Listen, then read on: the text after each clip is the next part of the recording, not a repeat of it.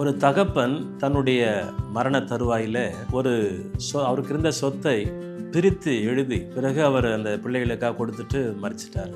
அதில் அந்த 4 குமாரருக்கும் அந்த சொத்தை அவர் பங்கிட்டு கொடுத்திருந்தார். அதில் விசேஷமாக அவர் எழுதியிருந்த வார்த்தை என்னன்னா, அவருடைய நிலத்திலே நீங்கள் 1 அடி தோண்டினீங்கன்னா அதில் உங்களுக்கு புதையல் கிடைக்கும் என்று சொல்லி அதில் எழுதப்பட்டிருந்தது. இந்த சொத்தை பெற்றுக்கொண்டவர்கள் உடனே போயிட்டு அந்த நிலத்தை அவர்கள் தோண்ட ஆரம்பித்தார்கள்.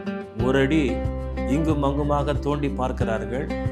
ஆனால் எந்த புதையலும் கிடைக்கவில்லை. பிறகு அதில் இருந்த அந்த 4 சகோதரர்ல ஒருவர், சரி இவ்வளவு பள்ளத்தை தோண்டி நம்ம நிலத்தை வைத்திருக்கிறோமே, இந்த நிலத்தில் ஏதாகிலும் ஒரு விதையை போடும் என்று சொல்லி நல்ல ஒரு விதையை கொண்டு வந்து அந்த பள்ளத்தில் அவர் போட்டி அதை மூடினார். அதில் தண்ணி ஊற்றி அவர் கவனித்து கொண்டிருக்கும் போது அழகாக அது விளைந்து ஒரு பெரிய மரமாக வந்து அது பலனை கொடுக்க ஆரம்பித்தது. அதில் அறுவடை செய்த பிற்பாடு அதில் அநேக பழங்கள் காய்கள் வந்த உடனே அதை அறுவடை செய்து அவர் கொண்டு போய் சந்தையில் அதை விற்றபோது அதிகமான பணத்தையும் லாபத்தையும் அவர் பார்த்தார். இந்த பணம் கையில் வந்ததுக்கு அப்புறம் தான் யோசித்தாரு, என் தகப்பன் சொன்ன புதையல் என்ன என்பதை அவர் அறிந்து கொண்டார். மற்றவர்லாம் யோசித்தாங்க, அதை தோண்டணும், புதையல் கிடைக்கவில்லையே என்று சொல்லி. ஆனால் இவர் மாத்திரம் அதில் விதைத்தார். அது ஒரு பெரிய விளைச்சலை பார்த்தார்.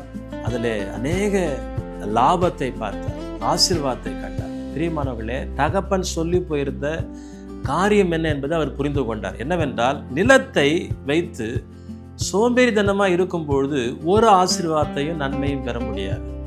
அந்த நிலத்தில் சுறுசுறுப்பாய் வேலை செய்யும் போது ஆசீர்வாதம் கிடைக்கும். வேதம் சொல்லுகிறது, நீதிமொழிகள் 24ஆம் அதிகாரம் 30-31 வசனத்தில், சோம்பேறினுடைய நிலம், சோம்பேறினுடைய வயல், திராட்சை தோட்டத்தை கடந்து போனேன், அதெல்லாம் முட்காடாகவும் காஞ்சோரி முகத்தை மூடி இருக்கிறது என்று சொல்லி எழுதப்பட்டிருக்கிறது. ஆம் பிரியமானவர்களே, நாம் நமக்கு இருக்கிற இடத்திலே, நமக்கு கொடுத்திருக்கிற தொழில், நமக்கு கொடுத்திருக்கிற காரியத்தில் நம்ம சுறுசுறுப்பாய் செயல்படும் பொழுது அதில் ஆசீர்வாதத்தை கண்டாய் நம்ம காண முடியும்.